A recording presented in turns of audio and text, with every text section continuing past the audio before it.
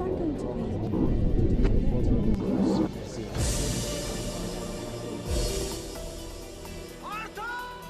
This is a conflict that started more than 30 years ago.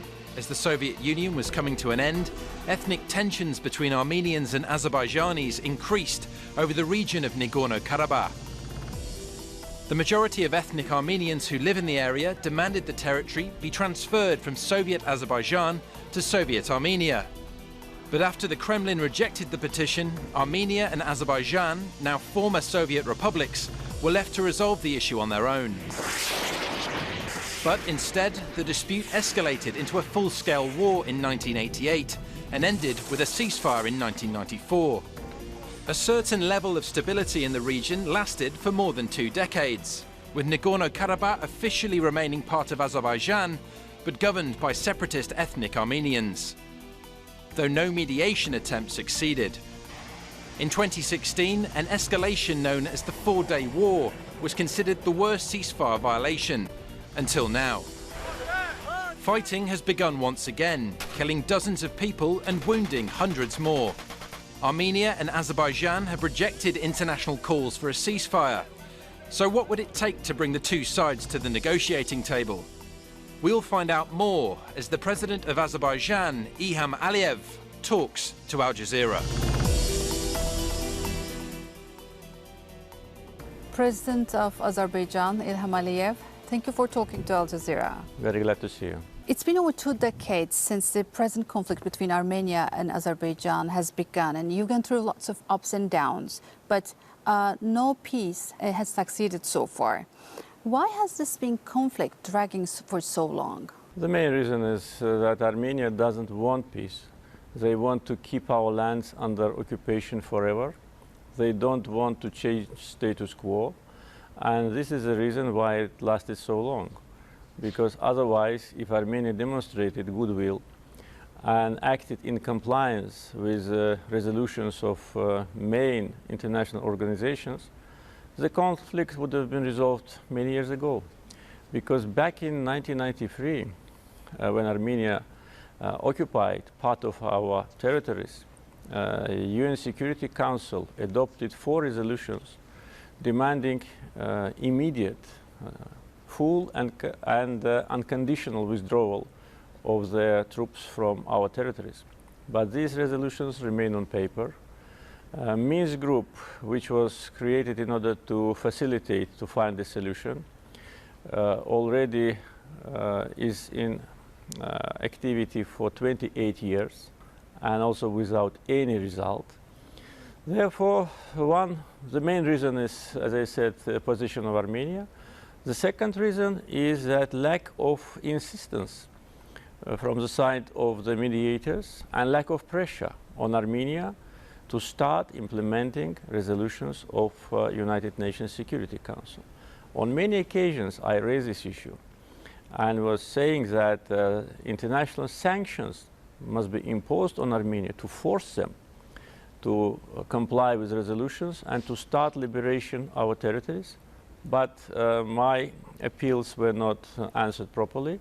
And now what's happening is a result of Armenia's destructive policy. So you say Azerbaijan doesn't have the international support that it deserves based on the international legal concerns?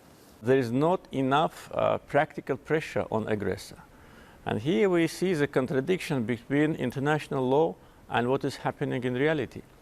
So such an open ignorance of the norms and principles of international law by Armenia should be a good indicator that international law doesn't work, or it works selectively. In some cases, as you know, Security Council resolutions are being implemented within days, if not hours. But in our case, it's on paper for so many years. Well, you have accused Armenia of starting the war, this conflict actually, and many can argue that Armenia, having the territory it has and victory of the Velvet Revolution in 2018, wouldn't risk starting an armed conflict. What would you say? If we look at what Armenia did after so-called revolution during the last 2 years and what they declared, we will see that they were always provoking us, and they were aiming at starting new war, and the reason is to disrupt negotiations completely. They made several military provocations against Azerbaijan. On 12th July, they attacked our villages and military positions far away from the region of the conflict, in the area of Tovuz, in the western part of Azerbaijan, on Armenian-Azerbaijani border. So we had to respond, and after we responded and they suffered a bitter defeat, they withdrew and started to plea for ceasefire. And then I said that we do not have any military objectives on the territory of Armenia. Therefore, as soon as we push them back, and they already realized that it did not work, the clashes stopped. It lasted only 4 days. Then, August 23, the sabotage group, which was sent by Armenian army to penetrate our territory and to commit acts of terror, was dispersed, and the head of the sabotage group was detained. And he is now under investigation. He gives evidence that he was sent in order to commit terror acts against our civilians and military servicemen. It was not us who did it, it was them.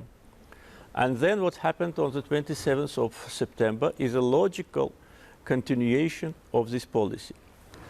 Apart from that, if you look at what they have declared, what they have stated, it's also absolutely clear that they were provoking us. Armenian Prime Minister a year ago made a statement that Karabakh is Armenia, and this statement makes negotiations absolutely senseless, because one of the main items on the negotiation table is a return of the occupied territories to Azerbaijan. And if he says Karabakh is Armenia, and in his understanding, Karabakh is not only former Nagorno-Karabakh autonomous district, but also all the occupied territories, that means that they don't want to return these territories back. That means end of negotiations. So why would Armenia risk a provocation? First, I think they wanted to destroy completely negotiation process. Then they wanted to put a blame on us, as they do it, and say that, look, with Azerbaijan it's not possible to have negotiations. And I think one of the reasons could be the internal difficulties, because we know what is happening now in Armenia. They suffer very serious political crisis. The leader of main opposition party was arrested 2 days before they launched an attack. Previous two presidents under criminal investigation. And actually dictatorship regime have been established in Armenia. All the promises which the prime minister was giving after revolutions just are on paper.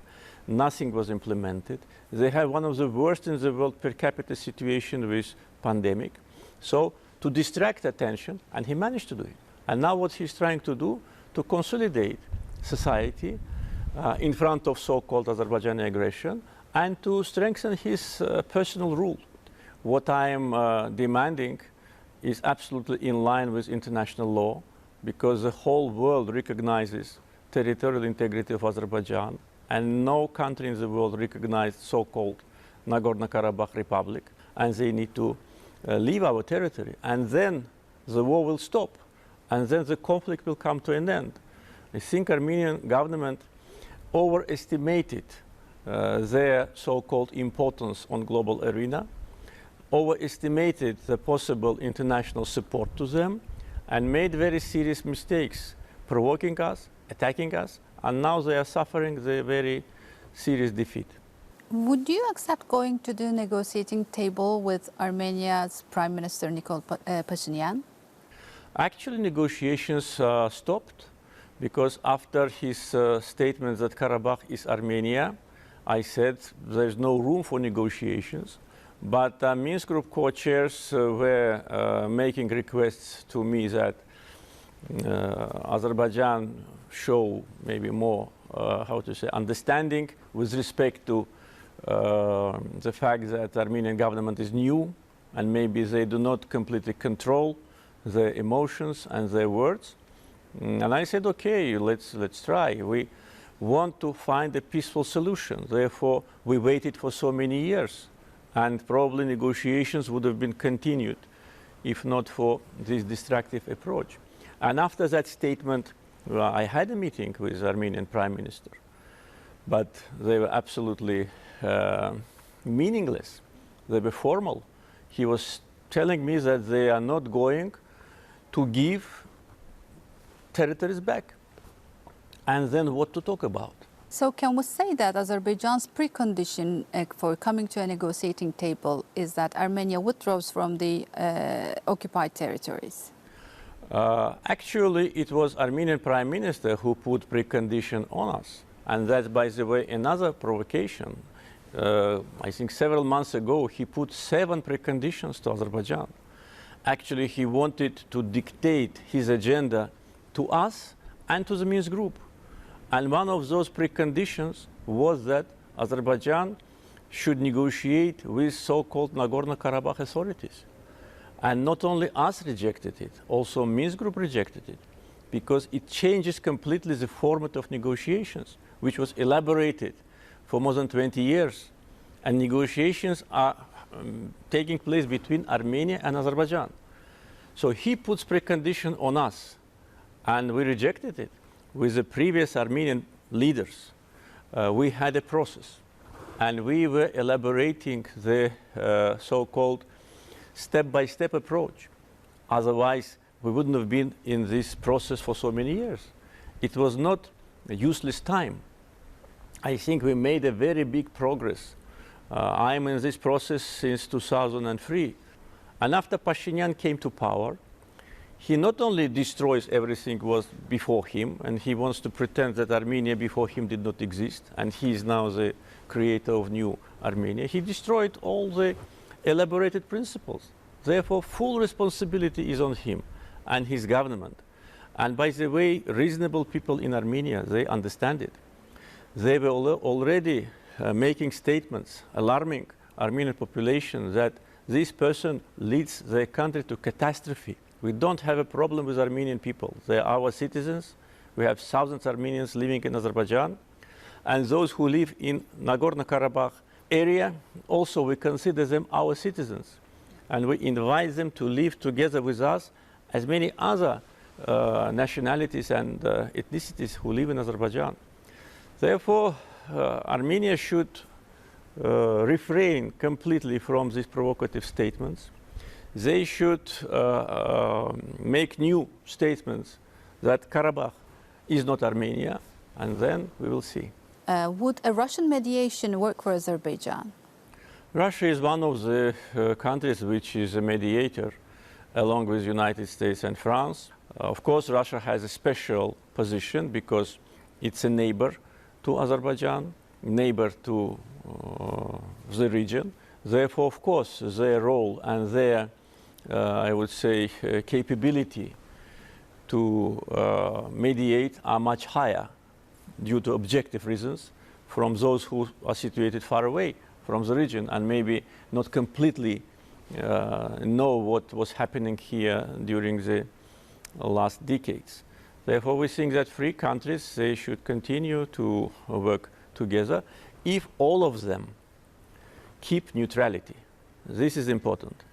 And we're concerned that just recent days we see some statements which are counterproductive and which are demonstrating a kind of change in the position in neutrality. Every country can have its position, it's normal. But if you're a mediator in such a sensitive issue, you should act in this capacity. So there are calls from the international community for a ceasefire, but given the latest statements by both Azerbaijan and Armenia's side, are you choosing to ignore international calls for a ceasefire? No, we are not ignoring, but ceasefire cannot be achieved unilaterally. I'm just trying to deliver the message to those leaders who called me during these days, saying that it was not Azerbaijan who started. We had to defend ourselves. If we did not respond this time the way we did, today we would have had hundreds of victims among civilians. They want to kill as many Azerbaijanis they can. Ceasefire, okay, but on what conditions? Conditions must be that they withdraw from the territories. We need our territories back by peaceful means. And we demonstrated for 28 years our willingness to have peaceful settlement. When we look at the latest conflict, Azerbaijan military gained some advance on the ground. Yes, yeah, exactly, yeah, and took back some of the villages, especially around the Fuzuli district. Does it mean that Azerbaijan is not going to withdraw from those areas that they have regained control of? No, of course not, because these areas belong to us. These areas, the areas of our ancient lands, these areas where our people lived for centuries, and they were occupied and destroyed by Armenians. It's our land. We regained it. We regained it by force. We regained it giving our victims. We will never step back from them. And we will rebuild the cities. We will rebuild the villages. We will return the initial names, because Armenians committed a cultural genocide against us. They destroyed all the mosques on the occupied territories. They keep pigs and cows in the mosques, thus insulting the feelings of all the Muslims. They change the names of our cities, change the names of our villages. All the names will go back. We will go back to our lands. This is our legitimate right. This is a historical task for us, and I'm sure we'll succeed. The Caucasus region is a very complex one. Not only in terms of geography, but also when it comes to culture, ethnicity, and social structures. Do you believe in people's right to self-determination? Self-determination is one of the important principles of international law. But if you go back to UN Charter, if we go back to Helsinki Final Act, we'll see that self-determination should not damage territorial integrity of the countries. Another important point, the territorial integrity of the country cannot be changed by force. It cannot be changed without an agreement of the people of the country. Therefore, in the case of Nagorno-Karabakh conflict, of course, self-determination is not working the way how Armenians want to do it. And another argument, Armenian people already self-determinated themselves. They have independent Armenian state. Today Armenians live everywhere. They live in France, they live in America, they live in Russia, they live in Middle East. Let them ask for self-determination in those countries. What would be reaction of authorities of those countries if Armenians would ask the land which does not belong to them and ask this land only because they now became majority? Those countries which want to give self-determination to Nagorno-Karabakh, let them give part of their land to Armenians from Nagorno-Karabakh, take them and give self-determination there. I would see what would be their reaction. Well, the way things look right now, you have the Russians, Iranians, Turks, the French, and the Americans signaling concerns over the conflict. Could this conflict ever become a regional one? I don't think so. I think there is no ground for that, and we are strongly against this conflict to transform into a regional. That's what Armenia wants to do. Therefore, they invent fake news about some external support to Azerbaijan, but at the same time they are asking for external support for themselves. That's why I have the feeling that their main target now, when they suffer a very serious defeat on the battlefield, they want to make this conflict regional. But I am sure that the countries which you mentioned, they will never allow it to happen, because security in our region is in the interests of all the regional countries. And among those countries which you mentioned, it's Turkey, Russia, Iran are regional countries. Other countries, they have nothing to do here in the region, and they're not regional countries. We are not responsible, me personally, for this composition of the Minsk group. Of course, if we decided today about the composition of any contact group which could facilitate peace, of course, composition would have been completely different.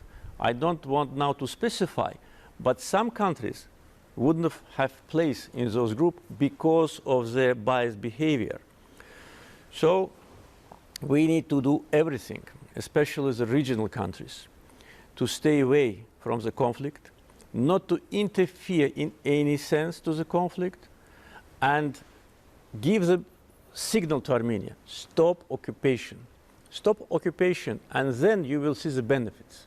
Then you will integrate with the regional economic investments, energy, transportation projects, which Armenian leadership for many years deprived Armenia from because of this aggression. So we need to do everything that this conflict stops as soon as possible. The resolution is found as soon as possible. We are not in a position to listen statements or stop it, and we will work, we will negotiate, we will help. We heard it many times. We don't have time to wait another 30 years. The conflict must be resolved now. What about Armenia's claims that Ankara is militarily involved in this conflict with its planes, etc.? This is false information. It has no proofs. I already made statements about that. Turkey is our brotherly country. From the very first day of Armenian attack, from the very first hour, Turkey expressed its full support to Azerbaijan. My brother, President Erdogan, many times made very important statements that Turkey is next to Azerbaijan, and Azerbaijan is not alone. We feel this support. We are very grateful to our Turkish brothers and President and other officials. But Turkey in no other way is involved in the conflict. One of the Armenian fake news, which now is not any longer in the media, was that Turkish F-16 shot down Armenian Su-25. This is fake news. Where are the proofs? No proofs. Every plane which lands and takes off is in the computer. Everybody can see what is happening. And I wonder why Minsk Group co-chair countries, France, United States, Russia, they do not comment on that. They do not comment on this fake news. Armenia also accuses Turkey for transferring Syrian opposition fighters to Azerbaijan. This is fake news, absolutely. The same fake news as they said that Turkish F-16 shot down the Su-25. The Su-25 had an accident, I was informed, but it hit the mountain because of unexperienced pilot. But they say they have evidence to prove that. Let them show it. Where is evidence? Not only Armenia. Unfortunately, President of France made a statement about that. And he called me on the 27th in the evening, and I said it's wrong, it's false. And he makes these statements without any evidence. And let him give us evidence. Let him give us proofs. Only words. We can also say many words. We don't. We behave in a responsible way. There is not a single evidence of any foreign presence in Azerbaijan. We don't need it. Armenia needs it, because Armenia population is declining, and it's only 2 million people. Therefore, they themselves now recruit people from Middle East, and we have evidences, and not only of Armenian origin. And by the way, it doesn't make any difference whether it's of Armenian origin, coming from Middle East, or non-Armenian origin. If anybody comes from outside to fight as a mercenary, that should be internationally addressed. So these accusations are absolutely groundless, and we reject them, and we demand the evidences to be put on the table. Will you also be presenting your evidence on the foreign mercenaries that Armenia brings? We have already some intelligence information, and plus I was shown that there are videos in the internet as people from Middle East are sitting together with Armenian soldiers, and they have in their uniform, they have Armenian national flag, and they sit together and discuss.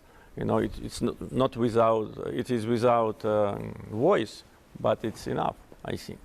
And They must be responsible for that. So could diplomacy ever work, or is the war only solution for you? Diplomacy can work if Armenia will comply with international law, will start immediate withdrawal from part of the territories in timetable. When we were discussing the issues on negotiation table before this government in Armenia came to power, one of the first item was territorial. The conflict must be resolved on the basis of territorial integrity of Azerbaijan. President of Azerbaijan, Ilham Aliyev, thank you very much for talking to Al Jazeera. Thank you. On the next episode of Talk to Al Jazeera, correspondent Bernard Smith sits down with the Armenian Prime Minister, Nikol Pashinyan.